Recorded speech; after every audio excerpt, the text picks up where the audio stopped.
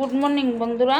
তো এখন আজকে হচ্ছে শনিবার আর এখন বাজে সকাল 11:10। তো আমি সকালে রান্নাবান্না শুরু করেছি আর বাকি অন্য অন্য কাজগুলো সব কিছু সেরে এসেছি। তো এই দেখো আজকে গলদা চিংড়ি এনেছে। গলদা চিংড়ি দেখো কতটুকু বড় বড়, এই দেখো কতটুকু বড় বড় গলদা চিংড়িটি। তো এই গলদা চিংড়িটি আজকে রান্না করব না, গলদা চিংড়িটি কালকে রান্না করব। এই যে আর কার্পু মাছ এনেছে, এই যে কার্পু মাছ, এই যে কার্পু মাছ এনেছে আর এদিকে মাংস এনেছে। তো এই অনেক দিন ধরে তো ডগন আসে না, আজকে ডগন এসেছে, ডগনের পরীক্ষা। তো ডগনের পূজার জামা কাপড় নিতে এসেছে। তো আজকে মাংসটি রান্না করব আর এই কার্পু মাছটি রান্না করব। তো আমার ভিডিওটা যদি ভালো লাগে অবশ্যই লাইক শেয়ার করবে।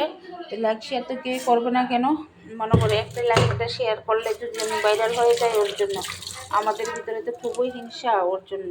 আর এই দেখো মাংসটি সুন্দর করে ধুয়ে নিচ্ছি।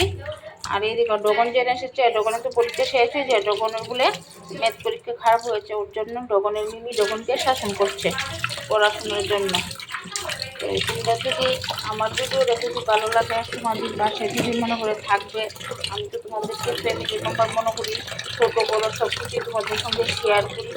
ভিডিওটা যদি ভালো লাগে অবশ্যই একটু প্লিজ তোমরা সবাই মিলে একটু লাইক শেয়ার কমেন্ট করে একটু সাপোর্ট করবে। আমি